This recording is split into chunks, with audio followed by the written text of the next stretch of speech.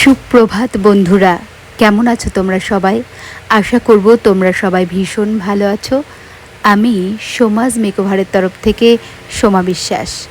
আজকে আমি তোমাদের সাথে শেয়ার করব কি করে স্টেপ হেয়ার কাট করবে ভীষণ কার্লি হেয়ারে।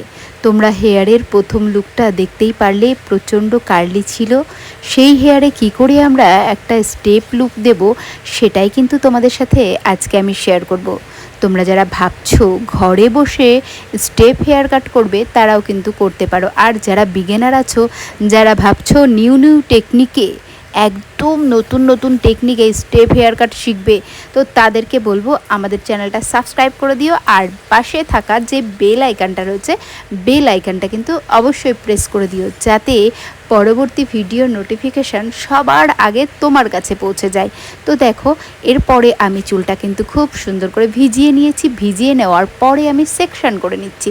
তো সেকশন করার জন্য কিভাবে আমি আজকে সেকশন করছি, তোমরা সেকশন করার সময় চাইলে কম ইউজ করতে পারো, চাইলে সেকশন ক্লিপ ইউজ করতে পারো, যেটাতে তোমরা কমফর্ট ফিল করবে সেটা দিয়ে কিন্তু তোমরা সেকশন করতে পারো। তো সেই অনুযায়ী কিন্তু আমি সেকশন করে নিয়েছি। এরপরে প্রথমেই আমাদের যে কাজটা রয়েছে সেটা হচ্ছে ক্লায়েন্টের ডিমান্ড অনুযায়ী ওয়ান লেন্থ করে নেওয়া। তো ক্লায়েন্টের ডিমান্ড ছিল আমার হেয়ারটা যেন যতটা লেন্থ আছে ততটা রেখেই কাটিং করা হয়। ততটা রেখে তো কাটতে পারবো না, হাফ ইঞ্চি কাটলেও তো আমাকে কাটতে হবে, যেহেতু হেয়ারের যে লেন্থের এন্ডটা রয়েছে সেখানে একটুখানি সমস্যা ছিল, তো আগাটা আমাকে একটু কাটতেই হতো। তো সেই অনুযায়ী সেখানে আমি ক্লায়েন্টকে দেখিয়ে ওয়ান লেন্থ করে নিয়েছি 0 ডিগ্রিতে। ওয়ান লেন্থ করার পরে ওপরের সেকশন থেকে আমি পার্ট বাই পার্ট অল্প অল্প করে চুলটা নিচে নামাবো এবং ডিগ্রি ওয়াইজ কিন্তু হেয়ার কাট করব।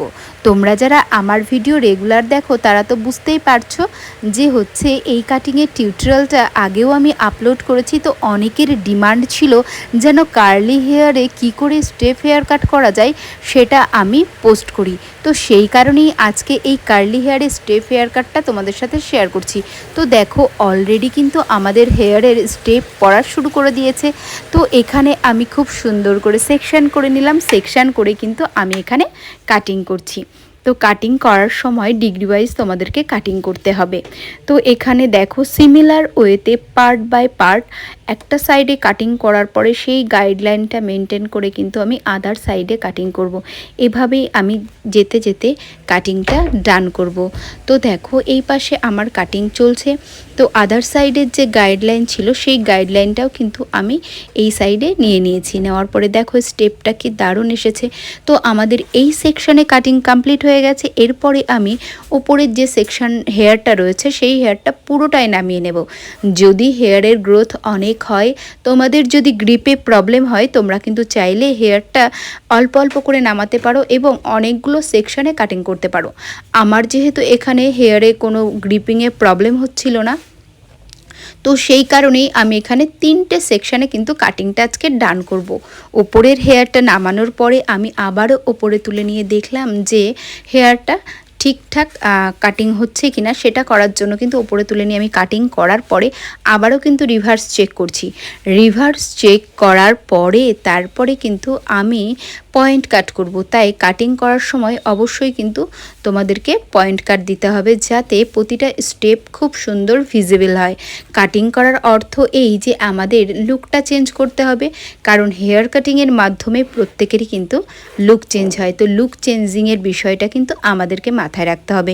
এরপরে দেখো, সিমিলার ওয়েতে আমি আবারও হেয়ারটা ওপরে তুলে নিয়েছি। নেওয়ার পরে আমি নিচের যে গাইডলাইন ছিল সেই গাইডলাইন ধরেই কিন্তু উপরের হেয়ারটা কাটিং করছি এবং বারবার চেক করে কিন্তু কাটিংটা ডান করব। বারবার চেক করে কাটিং ডান করার পরে আমি পয়েন্ট কাট দিয়েছি। তারপরেই দেখো, লাস্ট সেকশনের কাটিং আমাদের বাকি রয়েছে। তো লাস্ট সেকশনের কাটিংটা আমি আবারও করেছি। করার পরে আমি হচ্ছে এখানে উপরে তুলে নিয়ে চেক করছি। চেক করার পরে আবারও পয়েন্ট কাট করছি। তো দেখো, তোমাদেরকে দেখাবো উইদাউট ব্লো ড্রাই কি দারুণ একটা কাটিং এসেছে। তোমরা যারা চাইছো বিগিনার হেয়ার কাট করবে কি করে টের পাচ্ছ না, তাদেরকে বলবো তোমরা কিন্তু এই টেকনিকে একবার স্টেপ কাট করেই দেখতে পারো, দারুণ রেজাল্ট।